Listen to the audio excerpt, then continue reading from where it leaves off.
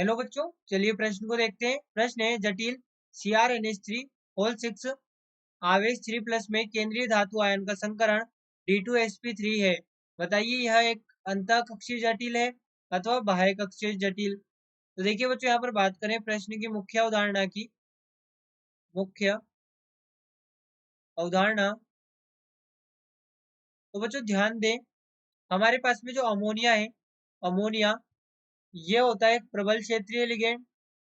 प्रबल क्षेत्रीय लिगेंड यानी कि बच्चों ये यहाँ पर बेक पेयरिंग यानी कि पश्च युग्मन करवाएगा, पश्च युग्मन करवा देता है।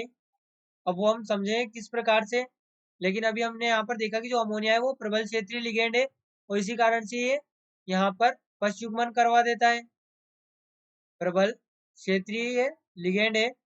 अब बच्चों यहाँ पर समझे, हमारे पास में हमें दिया गया है CrNH3 होल 6, CrNH3 होल 6 और ये 3+। अब हमें पता है कि जो अमोनिया है, अमोनिया तो उदासीन होने के कारण इस पर आवेश होगा 0, यानी कि जो क्रोमियम है ये +3 में है।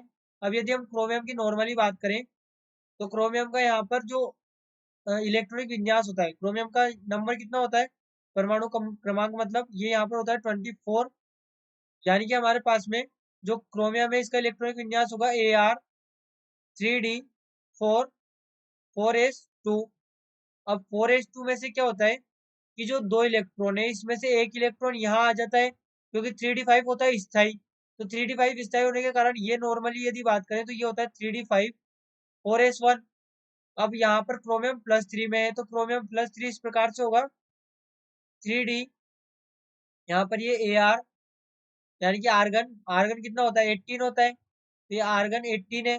इसके बाद में 3d, अब देखिए 3 इलेक्ट्रॉन निकाले तो एक इलेक्ट्रॉन इससे निकला, 2 इलेक्ट्रॉन इससे निकले, यानी कि ये हो गया हमारे पास में 3d3। अब 3d3 यहाँ पर ये है तो 3d3 और 4s0, क्योंकि 4s खाली है, साथ में 4p भी खाली है।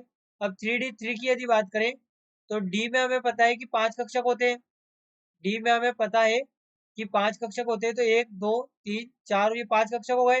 अब इसमें इलेक्ट्रॉन किस प्रकार से होंगे, तो यहाँ पर 1 2 3 इस प्रकार से इलेक्ट्रॉन होंगे। अब देखिए यहाँ पर एस में एक कक्षक है। अब देखिए होगा क्या, यहाँ पर हमने कहा कि जो अमोनिया है ये पश्च युग्मन करवा देता है, लेकिन कब करवाता है, जब आवश्यकता है, जब आवश्यकता आवश्यकता है। अब यहाँ पे देखिए, यहाँ पे यदि हम कोऑर्डिनेशन नंबर 6 की बात कर रहे हैं, कोऑर्डिनेशन नंबर 6, तो इसमें दो प्रकार के संकरण होते हैं, एक होता है sp3d2 और एक होता है d2sp3। तो यहाँ से हम देख सकते हैं कि p भी पूरा 4p भी पूरा यहाँ पर खाली है, तो यहाँ पर p में हो गए 3 कक्षक, तो 1 2 और ये 3 कक्षक।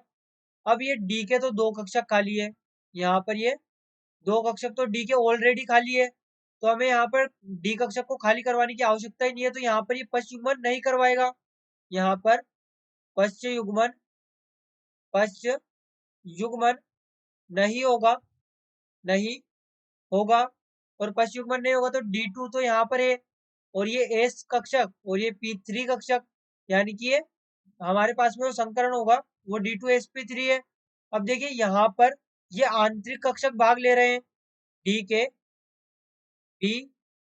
के आंतरिक कक्षक, आंतरिक, यहाँ पर आंतरिक D कक्षक भाग ले रहे हैं, आंतरिक D कक्षक, आंतरिक D कक्षक भाग ले रहे हैं, संकरण में ले रहे हैं। यदि यहाँ पर डी में भी इलेक्ट्रॉन होते और ये फुल फिल होता तो फिर हम क्या करते, 4d पे जंप करते और 4d के जो कक्षक है उनकी गिनती करते। लेकिन अभी यहाँ पर ऑलरेडी जो हमारे पास में 3d3s के कक्षक खाली है, यानी कि ये आंतरिक डी कक्षक खाली है और ये भाग लेंगे संकरण में, यानी कि ये आंतरिक कक्षक संकुल होगा। यहाँ पर ये आंतरिक कक्षक जटिल या आंतरिक कक्षक संकुल होगा, आंतरिक कक्षक संकुल है। यहाँ पर ये आंतरिक कक्षक संकुल है क्योंकि आंतरिक डी कक्षक यहाँ पर संकरण में भाग ले रहे हैं। तो बच्चों यहाँ पर हमारे प्रश्न में हमसे पूछा गया था कि कौन से वाले कक्षक है, तो यहाँ पर ये कौन सा वाला है, संकुल है, जटिल है, तो ये आंतरिक कक्षक जटिल है। तो बच्चों आशा करते हैं आपको प्रश्न समझ आया होगा। धन्यवाद।